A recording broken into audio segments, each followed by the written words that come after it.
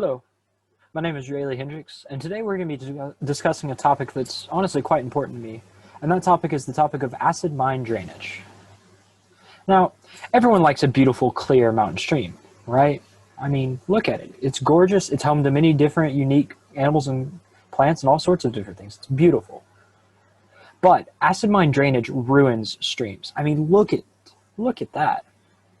Now, you may be wondering, what exactly is acid mine drainage?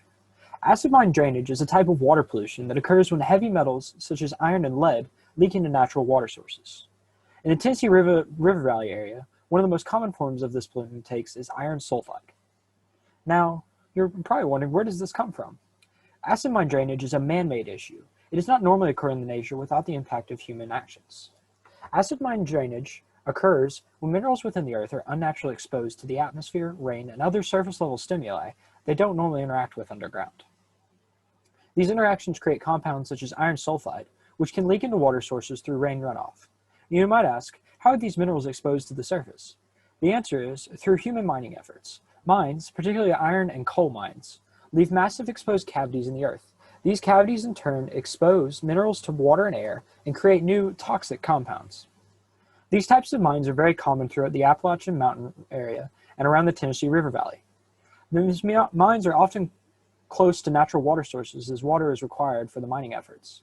However, once the mines closed down, particularly in the late 19th and early 20th centuries, the open mine shafts were left to fester and produce more and more toxic compounds to leak into the nearby water sources. But you're probably thinking, what's the big deal? It's just orange water, right? Well, first off, pH.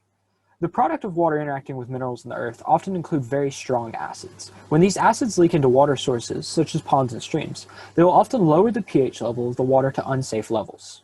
pH is the measure of how acidic or basic something is. So that ranges on a scale from 0 all the way up to 14. Normal freshwater rests at about 7 pH, and anything below 7 is considered acidic. These extremely low pH levels means the water is significantly too acidic for most organisms to live in. Thus, entire populations of creatures will die out once they're exposed to these toxic waters. They just can't survive. It's too dangerous for them. Another side effect of acid mine drainage is that it contaminates drinking water for both animals and humans.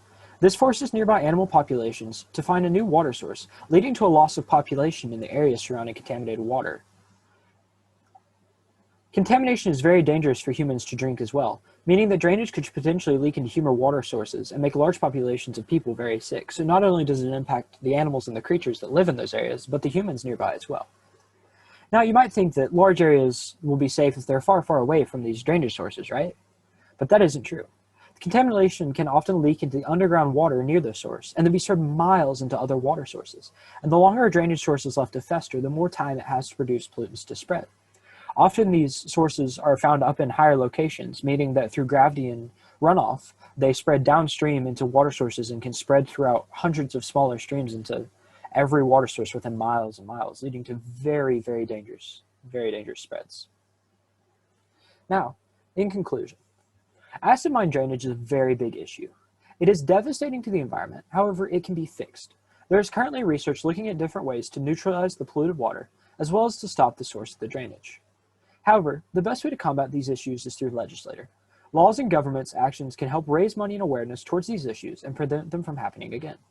Legislator could outlaw mining practices that lead to drainage issues and help contain them.